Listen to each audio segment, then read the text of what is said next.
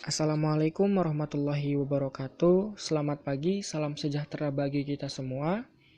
Yang terhormat Ibu Rita selaku dosen pengampu mata kuliah riset keuangan, serta rekan-rekan keuangan angkatan 2018. Pada kesempatan kali ini, saya Adriansyah akan memaparkan proposal penelitian saya yang berjudul Pengaruh Norma Subjektif dan Pengetahuan tentang Riba terhadap Minat Menggunakan e-money. Sebelumnya, saya ingin meminta maaf terlebih dahulu karena presentasi pada kali ini dirasa kurang maksimal secara penyajiannya. Untuk itu, tanpa berlama-lama, kita langsung ke pembahasan pertama mengenai bab 1 atau pendahuluan. Nah, teman-teman, di sini ada bab 1 yaitu pendahuluan. Latar belakangnya bahwa kemajuan teknologi informasi yang terus mengalami perkembangan hingga saat ini membuka kemudahan-kemudahan dalam keberlangsungan hidup manusia. Begitu juga dengan perubahan yang terjadi pada pola hidup masyarakat dalam transaksi dan sistem pembayarannya, yang mengalami pergeseran dari pembayaran tunai menjadi non-tunai, dengan maksud lebih efisien dan juga ekonomis, menurut Prastisi, Muklis, dan Haryono tahun 2015. Kemudahan yang bisa dirasakan saat ini merupakan dampak dari berkembangnya financial technology atau fintech. Nah, fintech ini didefinisikan sebagai salah satu pemanfaatan teknologi dalam sistem keuangan yang dapat menghasilkan produk, teknologi, layanan, dan model bisnis yang baru yang bisa memberikan dampak pada stabilitas maupun stabilitas keuangan menurut Bank Indonesia tahun 2018. Sistem pembayaran di Indonesia yang semula dilakukan dengan tunai kini mengalami pergeseran menjadi pembayaran non-tunai. Ini merupakan pengaruh kemajuan teknologi dalam hal sistem pembayaran menurut Permata dan Yulvan tahun 2020. Electronic money atau e-money merupakan instrumen baru dalam mendukung sistem pembayaran non-tunai. Peraturan Bank Indonesia nomor 20/6/PBI/2018 menjelaskan bahwa e-money merupakan instrumen yang diterbitkan atas dasar nilai uang yang disetor terlebih dahulu kepada penerbit, dikelola oleh penerbit, kemudian disimpan dalam media server atau CHIF, dan bukan merupakan simpanan sebagaimana dimaksud dalam undang-undang yang mengatur perbankan dan hal ini menurut Bank Indonesia tahun 2018. Uang elektronik didefinisikan sebagai uang yang dipergunakan sebagai alat pembayaran dalam transaksi elektronik yang melibatkan jaringan internet seperti penyimpanan harga digital, menurut Karnadi dan Alwi tahun 2018. Nah, di sini kita sama-sama bisa melihat pada tabel 1.1 yaitu volume dan juga nominal transaksi e-money di Indonesia. Nah, di sini dari tabel 1.1 kita bisa melihat bahwa tren peningkatan transaksi e-money dari tahun 2016 sampai dengan tahun 2020 kuartal kedua. Pada tahun 2016 volume transaksi e-money tercatat 683.133.352 yang kemudian mengalami peningkatan pada tahun berikutnya, yaitu tahun 2017 tercatat ada sekitar 943.319.933. Volume transaksi e-money kemudian terjadi lonjakan. Volume transaksi pada tahun 2019 kurang lebih 6 kali lipat dari tahun 2017 dan 3 kali lipat dari tahun sebelumnya, yaitu tahun 2018. Tercatat ada 5.226.699.919 volume transaksi e-money di Indonesia. Berikut juga dengan nominalnya yang paling tinggi selama periode 2016 sampai dengan 2020 kuartal kedua. Tercatat nominal transaksi e-money di Indonesia pada tahun 2019 menunjukkan angka 145.165.468. Selain itu, kepemilikan akan perusahaan penerbit uang elektronik didominasi oleh kepemilikan asing. Bank Indonesia mencatat setidaknya ada 5 penerbit uang elektronik yang dimiliki oleh asing dengan kepemilikan asing sebesar 49%. Menurut Deputi Gubernur Senior Bank Indonesia Destri Damayanti menyatakan bahwa pertumbuhan e-money melonjak sebesar 173% pada Januari 2020. Transaksi e-money mencapai angka 15,8 triliun atau setara dengan 1,1 miliar US dollar pada Januari 2020. Angka ini merupakan 3 kali lipat dari transaksi tahun lalu yang hanya mencapai 5,8 triliun. Berdasarkan data Bank Indonesia, aplikasi e-wallet teratas di Indonesia berdasarkan jumlah pengguna aktif bulanan dari tahun 2017 sampai dengan 2018 yaitu Gojek sebagai yang teratas. Kemudian urutan kedua ada OVO, Dana, Link Aja, dan Genius menurut Bank Indonesia tahun 2018. Nah, Bank Indonesia mencatat ada sebanyak 51 daftar penerbit uang elektronik di Indonesia. Namun, yang menjadi perhatian adalah sebagai negara dengan mayoritas penduduk muslim, jarang sekali penerbit uang elektronik yang menggunakan prinsip syariah dalam penggunaannya. Ini disebabkan karena dominasi penerbit uang elektronik berasal dari perbankan konvensional seperti Bank Simniaga, Bank Mega, Bank Nobo, dan lainnya. Ini menunjukkan bahwa sangat sedikit sekali perusahaan mempertimbangkan permintaan pada sektor industri halal. Bank Indonesia tahun 2020. Dengan perkembangan masyarakat muslim Indonesia semakin melek dengan literasi Islam, ditandai dengan tingginya angka terhadap kuliner halal, kemudian gaya busana muslimah, obat-obatan halal hingga wisata religi, juga tingginya pertumbuhan penggunaan produk keuangan syariah yang dibuktikan oleh data dari Otoritas Jasa Keuangan atau OJK yang menunjukkan aset keuangan syariah tumbuh 14,01% year-on-year-nya. Ini mengindikasikan bahwa permintaan akan e-money yang berbasis syariah akan terus mengalami peningkatan yang kemudian ini menjadi suatu peluang yang baik untuk penerbit uang elektronik syariah karena market share di Indonesia yang cukup tinggi, data Otoritas Jasa Keuangan tahun 2020. Masyarakat Indonesia pada saat ini semakin sadar dan juga memiliki pengetahuan tentang riba, dan sudah semestinya pemerintah mulai mengembangkan dan juga mengatur produk e-money yang lebih syariah didasarkan atas fakta bahwa chip berbasis e-money di Indonesia pada saat ini dimiliki oleh bank konvensional dan akan menjadi gagasan yang bagus apabila bank syariah kemudian merancang dan juga mengembangkan e-money yang berbasis syariah. Menurut Aji Berakon dan Rija tahun 2020. Nah, di sini kita sama-sama bisa melihat ada beberapa data penyelenggara uang elektronik yang terdata oleh Bank Indonesia pada kuartal 2 tahun 2020. Di sini ada sekitar 51 penerbit uang elektronik dengan beberapa produk-produknya. Nah, dari tabel 1.2 ini kita bisa menganalisa atau kita bisa melihat bahwa penerbit uang elektronik yang ada di Indonesia yang sudah memiliki perizinan per Mei 2020 dari 50 penerbit uang tersebut didominasi oleh penerbit yang menggunakan sistem konvensional. Sedangkan untuk penerbit yang berbasis syariah, contohnya dari PT Bank BNI Syariah dengan Purokasanaku.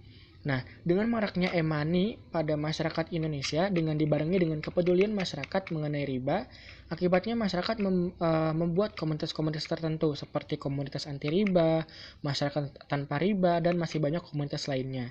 Dan hal ini mendorong masyarakat untuk menghindari praktik-praktik riba, menurut Aji Berakon dan juga Rija tahun 2020. Nah, menurut Johan dan Putit 2016, setiap orang mengembangkan pengetahuan pada sebuah produk dengan cara pencarian informasi terkait produk, penggunaan, serta pengalaman pada produk itu sendiri.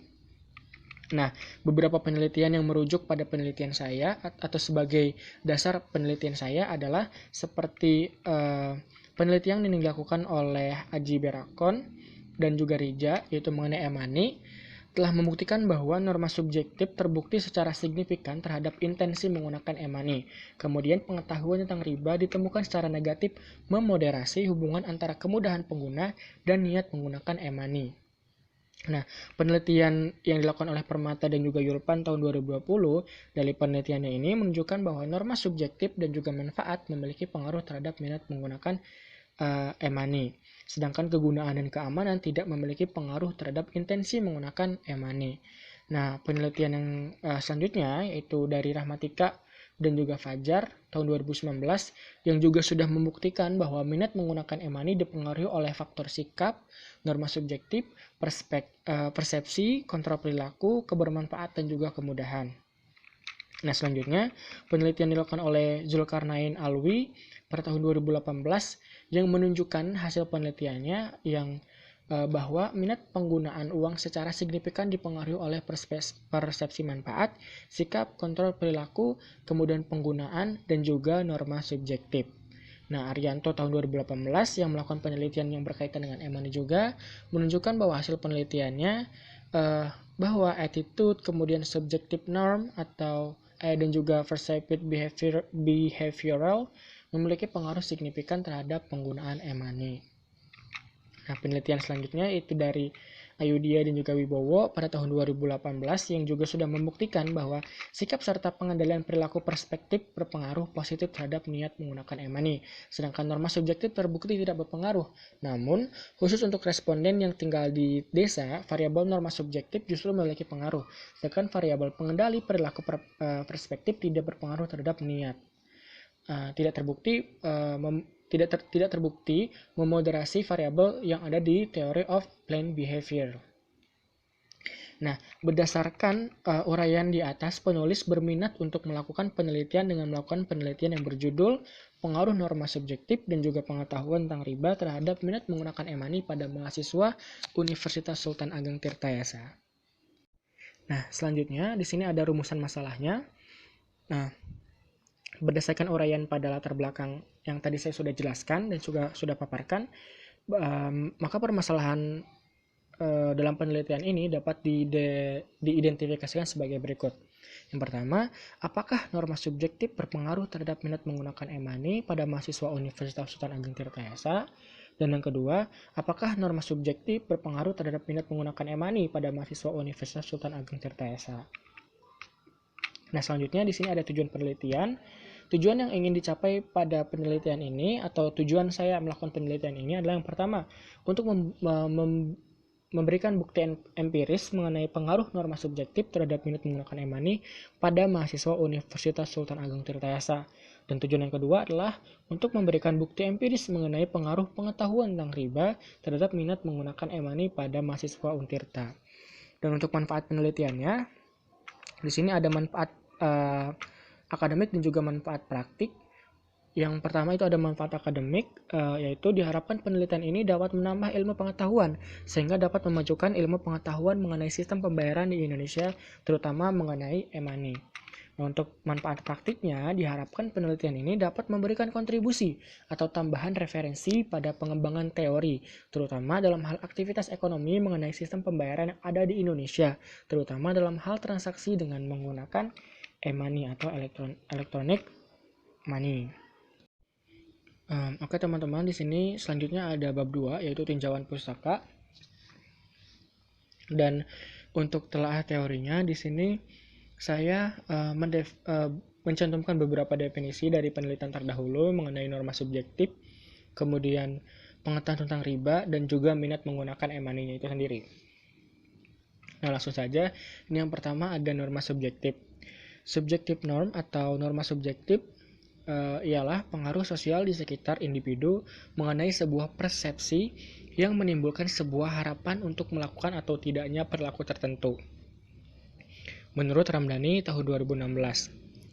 Nah, menurut Al-Swidi, Huku, Hafiz, dan juga Syarif tahun 2014, norma subjektif diartikan sebagai suatu keyakinan individu yang kemudian akan dilihat oleh kelompok referensinya apabila melakukan perilaku tertentu yang sebagian dari kelompoknya juga melakukan. Nah, norma subjektif ini terjadi akibat kepercayaan individu terhadap rujukan tertentu. Kontras norma subjektif terbentuk karena pengaruh orang di sekitar, serta asumsi-asumsi yang dibentuk dari individu ke individu sehingga mempengaruhi seseorang untuk menggunakan suatu teknologi. Persepsi ini memiliki sifat subjektif sebagaimana sikap dan juga perilaku yang dipengaruhi oleh keyakinan, menurut Angelina tahun 2018. Setiap manusia tidak terlepas dari interaksi antara manusia. Hubungan yang terjadi pada masyarakat memiliki sifat vertikal dan juga horizontal. Hubungan vertikal biasanya terjadi antara bawahan dengan atasan, sedangkan horizontal atau hubungan horizontal dalam masyarakat biasanya terjadi dengan teman sebaya atau setara di antara setiap individu menurut Permata tahun 2020. Norma subjektif ialah kecenderungan yang diilhami dari konsumen yang berasal dari keyakinan bahwa referen berpikir tentang sesuatu yang akan dilakukan oleh konsumen menurut Schiffman dan Konuk pada tahun 2010.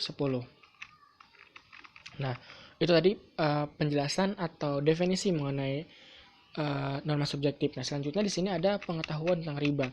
Pengetahuan tentang riba atau pengetahuan merupakan suatu hasil dari apa yang diketahui yang didapat melalui panca indera menurut Febrianto tahun 2016. Berdasarkan Kamus Besar Bahasa Indonesia atau KBBI, pengetahuan diartikan sebagai segala sesuatu yang diketahui, kepandaian dia mempunyai di bidang teknik, segala sesuatu yang diketahui berkenaan dengan hal atau mata pelajaran. Pengetahuan diartikan sebagai suatu informasi yang terdiri atas penggabungan antara pengalaman, konteks dan cerminan, serta dapat pula didefinisikan sebagai kombinasi atas aturan dan ide dan prosedur yang terorganisir menurut Harun Rashid dan juga Hamed tahun 2015. Nah, pengetahuan riba atau praktiknya pada zaman sekarang merupakan pengetahuan yang berasal dari ajaran agama yang dianut oleh seseorang. Riba termasuk ke dalam perbuatan yang terlarang dalam agama Islam. Ketika perbuatan tersebut dilakukan, maka akan timbul rasa bersalah. Karena riba merupakan tindakan yang mengeksploitasi salah satu pihak menurut Abdullah dan Saharudin tahun 2016. Sedangkan riba didefinisikan sebagai bunga, tumbuh atau kelebihan. Riba berasal dari bahasa Arab yang berarti tumbuh atau berkembang, atau bertambah atau kelebihan.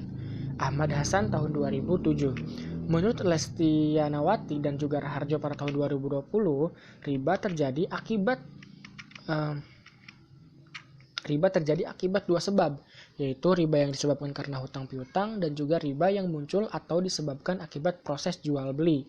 Riba akibat hutang piutang termasuk di dalamnya yaitu ada riba qard yang melebihkan suatu nilai tertentu yang disyaratkan terhadap orang yang berhutang, juga termasuk di dalamnya riba jahiyah, yaitu riba yang terjadi akibat peminjaman tidak membayarkan hutangnya pada waktu yang telah disepakati atau ditetapkan.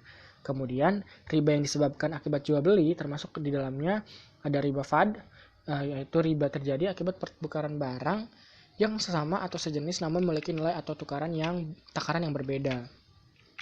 Nah, apa sih dasar hukumnya dari riba? Dasar hukum riba ini sudah termaktub dalam Al-Quran pada Quran Surat Ar-Rum ayat 39 yang artinya, dan sesuatu riba atau tambahan yang kamu berikan agar harta manusia bertambah, maka tidak bertambah dalam pandangan Allah. Dan apa yang kamu berikan berupa zakat yang kamu maksudkan untuk memperoleh keridhaan Allah, maka itulah orang-orang yang melipat gandakan pahalanya. Nah, itu tadi teman-teman penjelasan mengenai atau definisi mengenai pengertian tentang riba. Selanjutnya di sini ada minat menggunakan e-money. Menurut Kamus Besar Bahasa Indonesia, minat memiliki arti kecenderungan hati yang tinggi terhadap sesuatu. Minat diartikan sebagai kecenderungan subjek pada setiap individu yang mendorong ketertarikan pada bidang studi atau bahasan tertentu yang menimbulkan rasa segan apabila dilakukan. Nah, menurut Davis dalam Mutomo 2018, minat diartikan sebagai keinginan seseorang untuk melakukan suatu atau kegiatan tertentu. Minat muncul disebabkan karena adanya keinginan untuk melakukan sesuatu yang dapat memberikan hal positif dan juga menyenangkan tentunya. Uang elektronik merupakan jenis layangan. Nah, tadi kita sudah menjelaskan mengenai minatnya, kemudian di sini ada uang elektroniknya. Uang elektronik merupakan jenis layanan yang dapat membantu nasabah karena dapat digunakan di mana saja untuk melakukan transaksi tanpa harus membawa uang tunai. Menurut Karnadi, Zulkarnain dan Alawi tahun 2018. Berdasarkan peraturan Bank Indonesia nomor 16/8/PBI/2014 Pasal 1 ayat 3, yang dimaksud dengan uang elektronik ialah alat pembayaran yang memenuhi unsur sebagai berikut. Yang pertama, diterbitkan atas nilai uang yang disetor terlebih dahulu kepada penerbit. Kemudian yang kedua, nilai uang disimpan secara elektronik dalam suatu media server atau chip. Dan yang ketiga, digunakan sebagai alat pembayaran kepada pedagang yang bukan merupakan penerbit uang elektronik tersebut.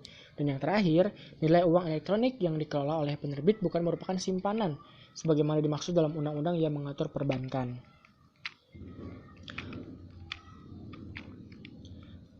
Nah, e-money memiliki tujuan sebagai alat pembayaran yang bisa memberikan manfaat berupa kemudahan serta kecepatan ketika melakukan transaksi dengan tanpa membawa uang tunai. E-money jelas berbeda dengan kartu kredit atau kartu debit karena e-money memiliki sistem prabayar berbeda dengan kartu kredit dan debit yang harus terhubung dengan rekening nasabah. Menurut Utami Kusumawati tahun 2017.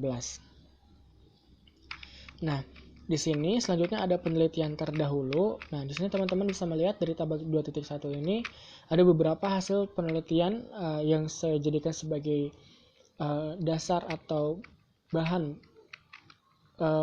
penambah teori atau juga penambah untuk melihat hasil penelitian yang sudah diteliti.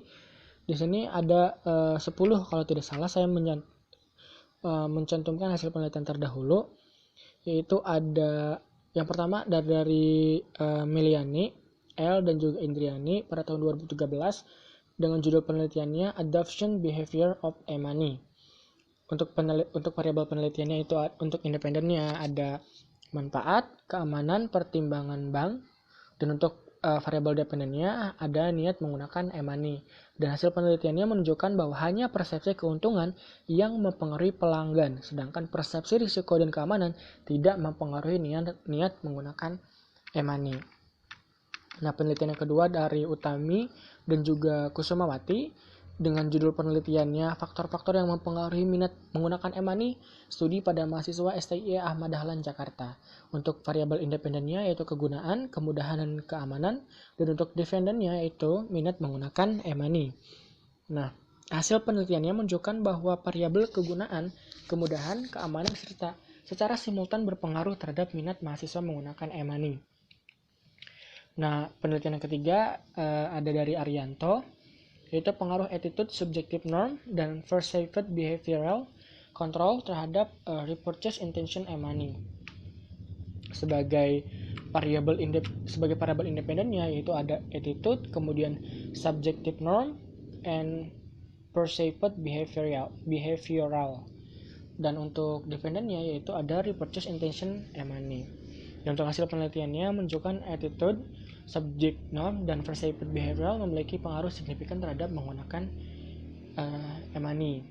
Nah, selanjutnya dari beberapa penelitian yang saya gunakan di sini, teman-teman bisa melihat ada di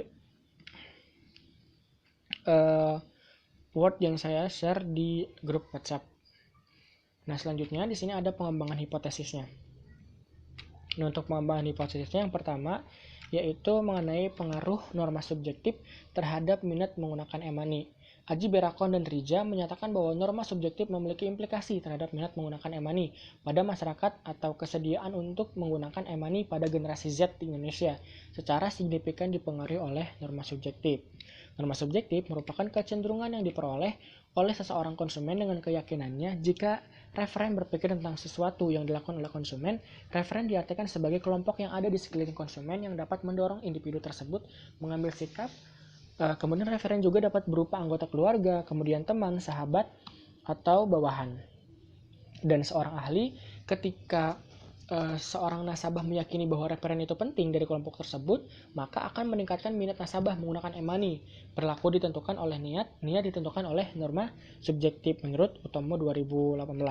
Dan hasil penelitian Aji Berakon dan juga Rija tahun 2019 membuktikan bahwa norma subjektif secara positif signifikan mempengaruhi terhadap minat menggunakan e-money. Berdasarkan uraian di atas atau berdasarkan pemaparan tadi yang sudah saya sebutkan bahwa norma subjektif memiliki pengaruh yang positif terhadap minat menggunakan e-money, maka untuk H1-nya di sini atau hipotesis pertamanya adalah norma subjektif berpengaruh terhadap minat menggunakan e-money. Nah, yang kedua, perkembangan hipotesis yang kedua di sini ada pengaruh pengetahuan tentang riba terhadap minat menggunakan e-money. Dengan maraknya e-money pada masyarakat Indonesia dengan dibarengi dengan kepedulian masyarakat mengenai riba, akibatnya masyarakat membuat komunitas-komunitas tertentu seperti komunitas anti riba, masyarakat tanpa riba, dan masih banyak komunitas-komunitas lainnya. Dan hal ini mendorong masyarakat untuk menghindari praktik-praktik riba, menurut Aji Berakon dan Rija tahun 2020. Aji Berakon dan Rija juga dalam penelitiannya membuktikan bahwa pengetahuan riba ditemukan secara negatif memoderasi hubungan antara kegunaan dan niat untuk menggunakan e-money berdasarkan pemaparan tadi. Maka untuk hipotesis keduanya adalah pengetahuan tentang riba tidak berpengaruh terhadap minat menggunakan e-money. Dan untuk kerangka pemikirannya, di sini teman-teman bisa melihat bahwa norma subjektif dan juga pengetahuan tentang riba sebagai variabel independennya dan minat menggunakan e-money sebagai variabel dependennya. Nah, untuk di sini kita lanjut ke metode penelitian atau metodologi penelitian. Nah, Untuk jenis penelitian yang saya lakukan di sini merupakan jenis penelitian kualitatif, di mana pengumpulan data pada penelitian ini dilakukan dengan cara membagikan kuesioner secara online yang didukung oleh Microsoft Form atau Google Form dengan menggunakan teknik convenience sampling. Uji validitas dan reliabilitas pada penelitian ini menggunakan SPSS versi 23. Dan untuk populasi dan sampelnya, populasi dalam penelitian ini adalah mahasiswa-mahasiswa Universitas Sultan Ageng Tirta Esa. Pertimbangan untuk memilih populasi tersebut dikarenakan mahasiswa-mahasiswa Universitas Sultan Ageng Tirta Esa merepresentasikan generasi muda yang aktif dalam teknologi dan perkembangan zaman. Teknik pengambilan sampelnya dalam penelitian ini dilakukan secara purposive sampling dengan tujuan agar mendapat sampel yang sesuai dengan kriteria yang ditentukan. Kriteria pemilihan sampel adalah sebagai berikut. Yang pertama, mahasiswa aktif Universitas Sultan Ageng Tirta Esa, kemudian karakteristik responden yaitu nama, jenis kelamin, umur, angkatan, fakultas, frekuensi penggunaan, e-money. Nah, jenis sumber datanya, penelitian ini menggunakan data primer yang diperoleh hasil dari penyebaran kuesioner yang dibagikan kepada mahasiswi Universitas Sultan Ageng Tirta Esa. Dan untuk variabel penelitian operasionalnya, di sini sebagai variabel dependennya ada minat menggunakan e-money, dan juga untuk variabel independennya di sini ada norma subjektif dan juga pengetahuan tentang riba. Nah, di sini kita sama-sama bisa melihat yaitu tabel 3.1 mengenai definisi operasional variabel. Untuk norma subjektif, indikatornya yaitu pengaruh teman, motivasi keluarga, kemudian motivasi untuk memenuhi saran dan juga saran dari teman. Nah, untuk pengetahuan tentang ribanya di sini kita bisa melihat sebagai atau indikator yang dipakai adalah kebutuhan akan pengetahuan untuk transaksi yang syariah, dan yang kedua kebutuhan agar terhindar dari riba, ketiga pengetahuan tentang riba akan bahaya riba. Yang terakhir yaitu minat menggunakan e-money. Di sini indikator yang saya pakai adalah yang pertama akan menggunakan e-money di masa yang akan datang, yang kedua akan sering menggunakan produk di masa depan, yang ketiga akan terus menggunakan produk di masa depan. Nah, untuk metode analisis datanya, di sini analisis deskriptifnya pada penelitian ini dilakukan terhadap responden. Selanjutnya dilakukan analisis penggambaran responden. Analisis tersebut dimuat dalam bentuk tabel yang selanjutnya akan diberikan penjelasan atau diberikan deskripsinya. Dan untuk uji asumsi klasiknya itu ada uji normalitas, kemudian uji multikolonialitas, kemudian ada heteroskedasitas, dan juga itu tadi ada 3 pengujian dalam uji asumsi klasik. Dan untuk analisis regresi bergandanya di sini, metode analisis yang dilakukan yaitu dengan menggunakan regresi moderasi untuk melihat faktor-faktor yang mempengaruhi minat menggunakan e-money pada kalangan mahasiswa Universitas Sultan Ageng Tirta Esa. Model regresi yang ditunjukkan dengan persamaan berikut yaitu Y alpha plus B B1X1 plus B2X2 plus E. Di sini keterangannya bisa dilihat bahwa yaitu adalah minat menggunakan e-money, alpha itu konstanta, B1 B2 itu koefisien regresi, X1 norma subjektif, X2 pengetahuan tentang riba, dan E ini adalah error. Dan analisis koefisien determinasi atau R2 dipergunakan untuk mengetahui seberapa besar persentase variasi variabel terikat pada modal yang dapat diterangkan oleh variabel bebas. Koefisien determinasi R2 dinyatakan dalam persentase yang nilainya berkisar antara 0 kurang dari R2 kurang dari 1. Nah, apabila R2 kecil, berarti kemampuan variabel-variabel independen dalam menjelaskan variabel-variabel dependen sangat terbatas. Nah, ini menurut Ghazali tahun 2013. Apabila nilai mendekati 1, artinya variabel memberikan hampir semua informasi yang dibutuhkan dalam memprediksi variasi variabel dependen. Nah, untuk uji F-nya di sini dilakukan untuk menguji apakah model regresi yang digunakan fit uji F dapat dilakukan dengan melihat nilai signifikan F pada output hasil regresi tingkat signifikan lebih dari 0,05, berarti model regresi tidak fit. Jika probabilitasnya kurang dari 0,05, berarti model regresi fit, maka dapat diartikan bahwa semua variabel independen mampu menjelaskan variabel dependen secara bersama-sama. Untuk uji hipotesisnya, di sini kita sama-sama bisa membaca. Dalam penelitian ini menggunakan uji parsial, uji T ini digunakan untuk melakukan pengujian untuk mengetahui kemampuan masing-masing variabel independen dalam menjelaskan perilaku variabel dependen. Penelitian ini menggunakan alfa A sama dengan 5%. Ini langkah-langkahnya menurut Ghazali tahun 2013, bisa dilihat di sini. Nah, itulah tadi penjelasan mengenai bab 3, dan ini ada daftar pustaka.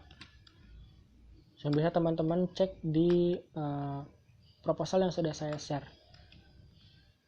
Nah, mungkin itu saja untuk penjelasan mengenai proposal penelitian saya yang berjudul pengaruh norma subjektif dan juga minat menggunakan e-money terhadap pengaruh norma subjektif dan pengetahuan tentang riba terhadap minat menggunakan e-money. Mungkin itu yang dapat saya sampaikan. Kurang lebihnya mohon maaf. Wabillahi taufiq wal hidayah. Wassalamualaikum warahmatullahi wabarakatuh.